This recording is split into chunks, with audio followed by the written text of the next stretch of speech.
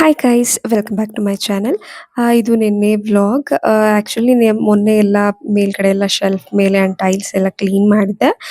ಕೆಳಗಡೆ ವಾರ್ಡ್ರೋಬ್ ಎಲ್ಲ ಇವತ್ತು ಫುಲ್ ಕಂಪ್ಲೀಟಾಗಿ ಕ್ಲೀನ್ ಮಾಡೋಣ ಅಂದ್ಬಿಟ್ಟು ಎಲ್ಲ ಪಾತ್ರೆ ಎಲ್ಲ ತೆಗೆದಿಡ್ತಾ ಇದ್ದೆ. ಯಾಕೆಂದರೆ ಇದು ಓಪನ್ ಇರೋದ್ರಿಂದ ತುಂಬ ಡಸ್ಟ್ ಎಲ್ಲ ಕೂತ್ಕೊಳ್ತಾ ಇರುತ್ತೆ.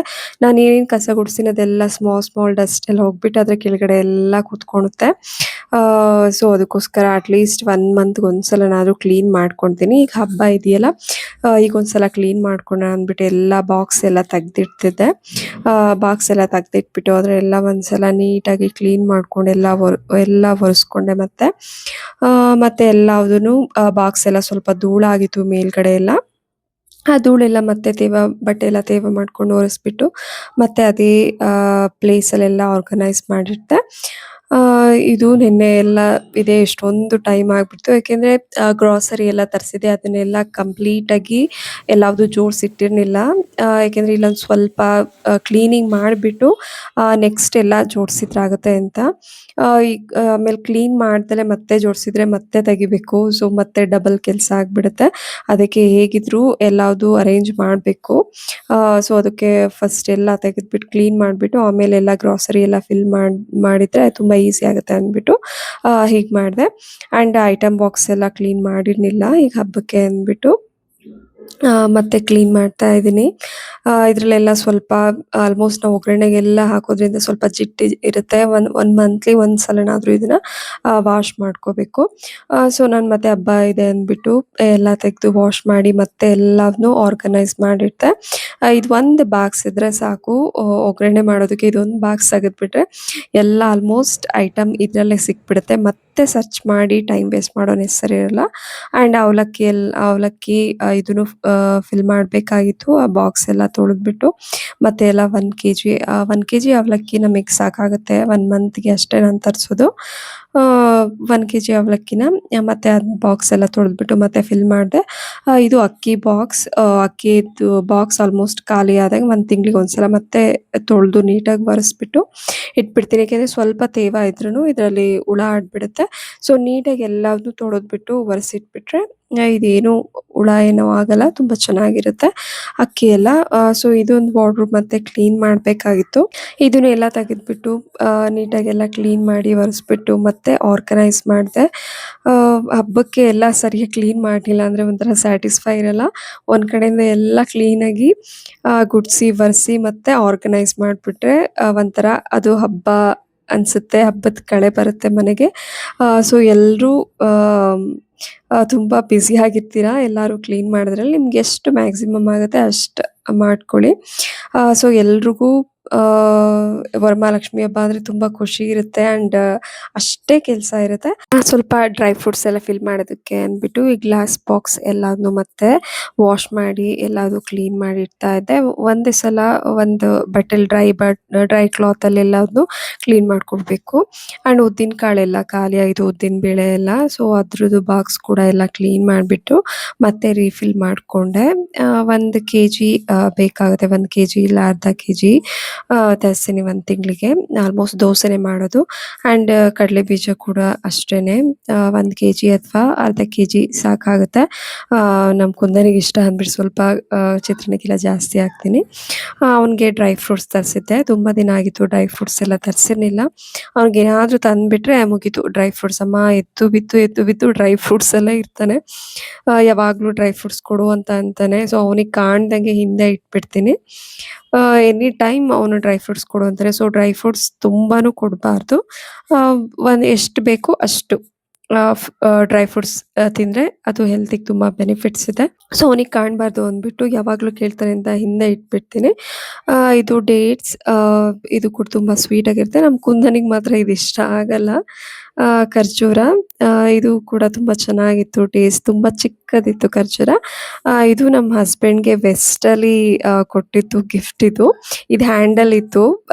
ಆ ಹ್ಯಾಂಡಲ್ ಬೇಡ ಅಂದ್ಬಿಟ್ಟು ಅದನ್ನೆಲ್ಲ ಕಟ್ ಮಾಡಿಬಿಟ್ಟು ಇದು ಒಂದು ಫ್ರೂಟ್ ಬ್ಯಾಸ್ಕೆಟ್ ಥರ ಮಾಡ್ಕೊಂಡಿದ್ದೀನಿ. ಎಲ್ಲ ಫ್ರೂಟ್ ಹಸ್ಬೆಂಡ್ ಎಲ್ಲ ತಂದಿದ್ದೆಲ್ಲ ಇದು ಫ್ರೂಟ್ ಹಾಕಿಬಿಟ್ಟು ಒಂದು ಬಟ್ಟೆ ಹಾಕಿ ಕ್ಲೋಸ್ ಮಾಡಿಬಿಡ್ತೀನಿ. ಇದನ್ನ ಅಡುಗೆ ಮನೇಲಿ ಇಟ್ಟರೆ ಆ ಗುಂಗುರ ಹುಳ ಎಲ್ಲ ಮುತ್ಕೊಬಿಡುತ್ತೆ.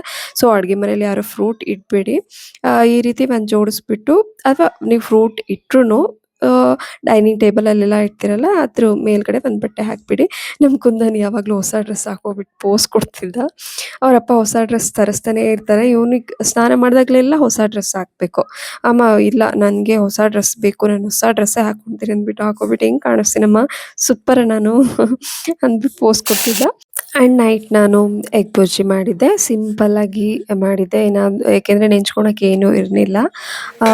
ಬಸ್ಸಾರಿತ್ತು. ಬಸ್ಸಾರಿಗೆ ಏನು ನೆಂಚ್ಕೊಳಕ್ಕೆ ಇರಲಿಲ್ಲ. ಅದಕ್ಕೋಸ್ಕರ ಫ್ರ ನಾವು ಇದು ಮಾಡೋದು ತುಂಬಾ ಸಿಂಪಲ್. ಒಂದು 4, 5 ಹಸಿರು ಮೆಣಸಿನ್ಕಾಯಿ. ನಾನು ಹಸಿರು ಮೆಣಸಿನ್ಕಾಯಿ ಯಾವಾಗಲೂ ಉದ್ದುದಕ್ಕೆ ಹೆಚ್ಕೊಳ್ತೀನಿ. ಏಕೆಂದರೆ ಅದನ್ನ ತೆಗ್ದಾಕೋದಕ್ಕೆ ತುಂಬ ಈಸಿ. ಆ್ಯಂಡ್ ತಿನ್ಬೇಕಾದ್ರೆ ಎಲ್ಲ ಸಿಕ್ಬಿಟ್ರೆ ಮತ್ತೆ ತುಂಬ ಖಾರ ಆಗಿಬಿಡುತ್ತೆ. ನಮ್ಮ ಕುಂದನಂತೂ ತಿನ್ನೋದೇ ಇಲ್ಲ. ಅದಕ್ಕೋಸ್ಕರ ನಾನು ಯಾವಾಗ್ಲೂ ಹೀಗೆ ಮಾಡೋದು. ಒಂದು 4, 5 ಹಸಿರು ಮೆಣಸಿನ್ಕಾಯಿ ತೊಗೊಳ್ಳಿ ಒಗ್ಗರಣೆಗೆ. ಆ್ಯಂಡ್ ಸ್ವಲ್ಪ ಸಾಸಿವೆ, ಒಂದು 3 ಇಂದ 4 ಮೀಡಿಯಮ್ ಸೈಜ್ ಈರುಳ್ಳಿ ತೊಗೊಂಡೆ. ಇದೆಲ್ಲ ಫ್ರೈ ಆದಮೇಲೆ ಉಪ್ಪು ಹಾಕ್ಬಿಟ್ಟು ಸ್ವಲ್ಪ ಫ್ರೈ ಮಾಡ್ಕೋಬೇಕು. ಅದಾದಮೇಲೆ ಒಂದು 5 ಮೊಟ್ಟೆನ ಒಡೆದು ಹಾಕ್ದೆ ಅದಕ್ಕೆ. ಆಮೇಲೆ ಸ್ವಲ್ಪ ಹೊತ್ತು ಒಂದು 5 ನಿಮಿಷ ಒಂದು ಮೀಡಿಯಮ್ ಫ್ಲೇಮಲ್ಲಿ ಅದನ್ನು ಚೆನ್ನಾಗಿ ಹುರಿದ್ರಾಯ್ತು. ಪೆಪ್ಪರ್ ಸ್ವಲ್ಪ ಹಾಕಬೇಕು. ಸೊ ಟೇಸ್ಟ್ ತುಂಬಾನೇ ಚೆನ್ನಾಗಿರುತ್ತೆ ಪೆಪ್ಪರ್ ಆ್ಯಡ್ ಮಾಡಿದರೆ. ರುಚಿಗೆ ತಕ್ಕಷ್ಟು ಉಪ್ಪು ಹಾಕಿದರೆ ಎಗ್ ಫ್ರೈ ರೆಡಿ, ಸಾರಿ ಎಗ್ ಬುರ್ಜಿ ರೆಡಿ ಆಯಿತು ನೆಂಚ್ಕೊಳ್ಳೋದಕ್ಕೆ ನಮಗೆ. ಸೊ ಇದು ನೈಟ್ ವ್ಲಾಗ್ ಆಗಿತ್ತು. ಎಲ್ಲ ಕೆಲಸ ಮಾಡೋದಕ್ಕೆ ತುಂಬಾನೇ ಟೈಮ್ ಆಗೋಯ್ತು ಇವತ್ತು. ಇನ್ನು ಕಂಪ್ಲೀಟ್ ಕಿಚನ್ ಕ್ಲೀನ್ ಆಗಿಲ್ಲ. ಇಲ್ಲೊಂದು 4 ಶೆಲ್ಫ್ ಇದೆ ಲೆಫ್ಟ್ ಸೈಡಲ್ಲಿ. ಫುಲ್ ಗ್ಲಾಸ್ ಐಟಮ್ ತರಿಸಿರೋದು. ನನಗೆ ಗ್ಲಾಸ್ ಐಟಮ್ ಅಂದರೆ ತುಂಬಾನೇ ಇಷ್ಟ. ಅದು ನೋಡೋದಕ್ಕೆ ಮಾತ್ರ ತುಂಬ ಸಕ್ಕತ್ತಾಗಿ ಕಾಣುತ್ತೆ. ಆ್ಯಂಡ್ ಲುಕ್ ಕೂಡ ಅಷ್ಟೇನೆ. ಅಡುಗೆ ಮನೆಗೆ ಅಷ್ಟೊಂದು ಚೆನ್ನಾಗಿ ಲುಕ್ ಕೊಡುತ್ತೆ. ಅದಕ್ಕೋಸ್ಕರ ನಾನು ಫುಲ್ ಗ್ಲಾಸ್ ಐಟಮ್ ತರಿಸಿದ್ದೀನಿ. ತುಂಬ ಕಡಿಮೆ ಬೆಲೆಗೆ. ಕೆಲವೊಂದು ತುಂಬ ಕಾಸ್ಟ್ಲಿ ಇದೆ ಆ್ಯಂಡ್ ಕೆಲವೊಂದು ತುಂಬ ಕಡಿಮೆ ಇದೆ. ಸೊ ಅದಂತೂ ಶೆಲ್ಫ್ ಬೇಗ ಕ್ಲೀನ್ ಮಾಡೋಕ್ಕಾಗಲ್ಲ. ಯಾಕೆಂದರೆ ಎಲ್ಲ ಗ್ಲಾಸ್ ಐಟಮ್ ಇರೋದ್ರಿಂದ ನಿಧಾನಕ್ಕೆ ಒಂದೊಂದಾಗೆ ತೆಗೆದು ಎಲ್ಲದನ್ನೂ ಕ್ಲೀನ್ ಮಾಡಬೇಕು. ನಮ್ಮ ಕುಂದನಿದ್ರಂತೂ ಆಗೋದೇ ಇಲ್ಲ. ಸೊ ಒಂದೊಂದಾಗಿ ದಿನ ಒಂದೊಂದೇ ಕೆಲಸ ಮಾಡ್ಕೊಳ್ತಾ ಇದ್ದೀನಿ. ಸೊ ಇನ್ನೊಂದು ದಿನ ಗ್ಲಾಸ್ ಐಟಮ್ ಎಲ್ಲ ತೆಗೆದ್ಬಿಟ್ಟು ಅದನ್ನೆಲ್ಲ ಶೆಲ್ಫ್ ಎಲ್ಲ ಮತ್ತೆ ಕ್ಲೀನ್ ಮಾಡಿ ಒರೆಸ್ಬಿಟ್ಟು ಮತ್ತೆ ಜಸ್ಟ್ ಜೋಡಿಸೋದು ಅಷ್ಟೇನೆ. ನಮ್ಮ ಕುಂದನ್ ನಾನು ಅಡುಗೆ ಮಾಡ್ತಿದ್ದೆ. ಕುಂದನ್ ಅವನು ರಿಕ್ಲೈನರ್ ಮೇಲೆ ಕುತ್ಕೊಂಡು ಆರಾಮಾಗಿ ಟಿವಿ ನೋಡ್ತಾ ಇದ್ದ. ಹೋಮ್ವರ್ಕ್ ಎಲ್ಲ ಸ್ವಲ್ಪ ಮಾಡಿಸೋದಿತ್ತು. ಸ್ವಲ್ಪ ಮಾಡಿದ್ದ. ನನ್ನ ಕಿಚನ್ ಕೆಲಸ ಎಲ್ಲ ಮುಗೀತು. ಆಲ್ಮೋಸ್ಟ್ ಅಡುಗೆ ಮಾಡ್ದಾಗ್ಲೇ ಪಾತ್ರೆ ಎಲ್ಲ ತೊಳ್ಕೊಬಿಡ್ತೀನಿ. ಆಗಲೇ ಶೆಲ್ಫ್ ಇಮಿಡಿಯೇಟ್ ಒರೆಸ್ಬಿಡ್ತೀನಿ, ಎಲ್ಲ ಕ್ಲೀನ್ ಮಾಡಿಬಿಡ್ತೀನಿ. ಪಾತ್ರೆ ಮತ್ತೆ ಮೇಲೆ ತೊಳೆಯೋಣ ಅಂದ್ಬಿಟ್ಟೆಲ್ಲ ಮತ್ತೆ ಬಿಡೋಕೆ ಹೋಗೋದಿಲ್ಲ. ಮತ್ತು ಇನ್ನೂ ಸ್ವಲ್ಪ ಕೆಲಸ ಜಾಸ್ತಿ ಆಗುತ್ತೆ, ಆಗಿ ಬಿಟ್ಬಿಟ್ರೆ ಆಗಲೇ ಮುಗಿಸ್ಬಿಡ್ತೀನಿ. ಕುಂದನಂತೂ ಎನಿ ಟೈಮ್ ಹೊರ್ಗಡೆನೇ ಇರ್ತಾನೆ. ಒಂದು ನಿಮಿಷ ಮನೇಲಿರೋಕ್ಕೆ ಇಷ್ಟಪಡಲ್ಲ. ಫ್ರೆಂಡ್ಸ್ ಎಲ್ಲ ಆಗ್ಬಿಟ್ಟಿದ್ದಾರೆ. ಇಲ್ಲೊಂದು 3 ಜನ ಇದ್ದಾರೆ. ಅವ್ರು ಹೊರ್ಗಡೆ ಬರೋದೇ ಕಾಯ್ತಿರ್ತಾನೆ. ಅವ್ರು ಹೊರ್ಗಡೆ ಬಂದ್ರಂತೂ ಇವ್ನು ಬಿಡೋದೇ ಇಲ್ಲ. ಅವ್ರ ಜೊತೆ ಇರಲೇಬೇಕು. ಅವ್ರು ಯಾರೂ ಇಲ್ಲ ಅಂದಾಗ ಮನೇಲಿರ್ತಾನೆ. ಬಟ್ ಅವ್ರು ಹೊರ್ಗಡೆ ಬಂದರೆ ಬಿಡೋದಿಲ್ಲ. ಅವ್ರ ಜೊತೆ ಹೋಗಿ ಆಟ ಆಡೋವರೆಗೂ ಇವ್ನಿಗೆ ಸಮಾಧಾನ ಇಲ್ಲ. ಹೋಲ್ ಡೇ ಹೊರ್ಗಡೆನೇ ಇರೋಕ್ಕೆ ಟ್ರೈ ಮಾಡ್ತಾನೆ. ನಾನು ಎಷ್ಟೊಂದು ಸಲ ಹೇಳ್ತೀನಿ, ಒಂದು ಹಾಫ್ ಆನ್ ಅವರ್ 1 ಅವರ್ ಆದರೂ ಓಕೆ. ಅವನಿಗೆ ಹಾಫ್ ಆನ್ ಅವರ್ 1 ಅವರ್ ಸಾಕಾಗೋದೇ ಇಲ್ಲ. ಎನಿ ಟೈಮ್ ಬೆಳಗ್ಗೆ ಒಂದು 1:30 2ಗೆ ಹೋದ್ರಂತೂ ಸಂಜೆ 6:30ವರೆಗೂ ಅಲ್ಲೇ ಇರೋದಕ್ಕೆ ಟ್ರೈ ಮಾಡ್ತಾನೆ. ಅವನಿಗೆ ಮೊದಲೇನೆ ಊಟ ಮಾಡಿಸಿದೆ. ಒಂದು 7:30ಗೆ ಅವ್ನು ಮೊಸರನ್ನ ತಿಂದ. ಸೊ ಅವನಿಗೇನು ಬೇಡ ಅಂತ ಅಂದ.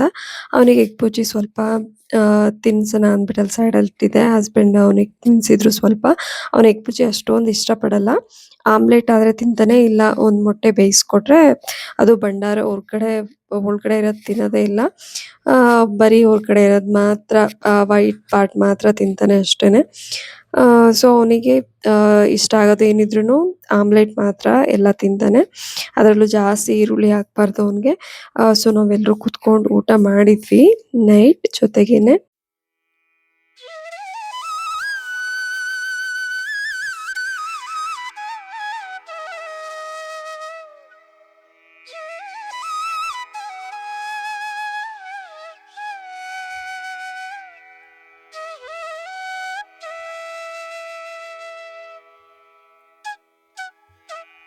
ಇದು ಇವತ್ತಿನ ಮಾರ್ನಿಂಗ್ ವ್ಲಾಗ್. ಇವತ್ತು ಬೆಳಗ್ಗೆ ಕರಿಬೇವಿನ ಚಿತ್ರಾನ್ನ ಮಾಡೋಣ ಅಂದ್ಬಿಟ್ಟು ಎಲ್ಲ ರೆಡಿ ಮಾಡಿಕೊಂಡೆ.